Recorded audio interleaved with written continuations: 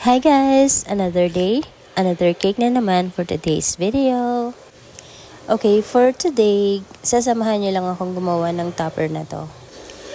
Bali pang 71st birthday cake ito para kay grandpa.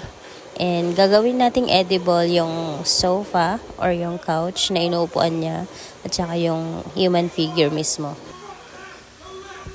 Yung sofa natin or yung couch natin, gawa yan sa Rice Krispies natin with tinunaw na chocolate. Pasensya na kayo guys, kulay pink yan kasi pink lang yung available ko na melt na chocolate.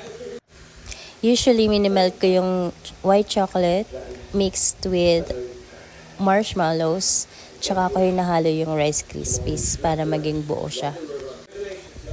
Pwede namang marshmallow lang. Tapos ilagay mo na yung Rice Krispie. Pero mas gusto ko yung may chocolate kasi mas matigas siya pag lumamig.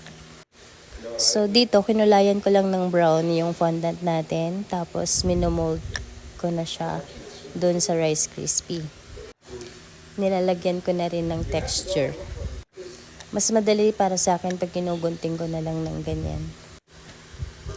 Tapos, syempre lalagyan pa rin natin ng toothpick para hindi matumba yung sandalan niya. Ayan, ganyan lang. And then now, gagawin natin si grandpa. Sa mga cake na ganito guys, pwedeng full fondant. Ibig sabihin, fondant din yung cake base natin. At saka edible yung mga toppers. Mas mahal nga lang. Pero pwede din na icing lang yung cake base natin. Tapos, all edible pa rin yung mga toppers gagaya nito. Ang cake natin ngayon is icing cake base with all edible toppers. Siyempre yung price, depende pa rin sa size ng cake at kung gaano kadami yung details na ilalagay.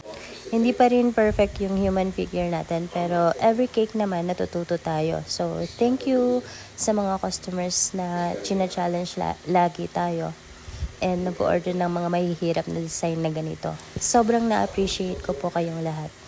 Maraming salamat po sa tiwala and maraming salamat din po sa lahat ng mga nagre-recommend sa atin and sa inyong lahat na nagla-like, nanonood at nag-share ng mga videos natin.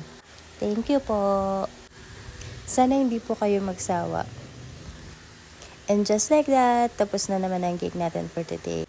Thank you Ma'am Luvian sa pag-order ng cake na to. Nag-enjoy po ako sa paggawa nito. Happy 71st birthday, Tatay Atong. God bless po. Thanks for watching guys. See you sa next video. Bye!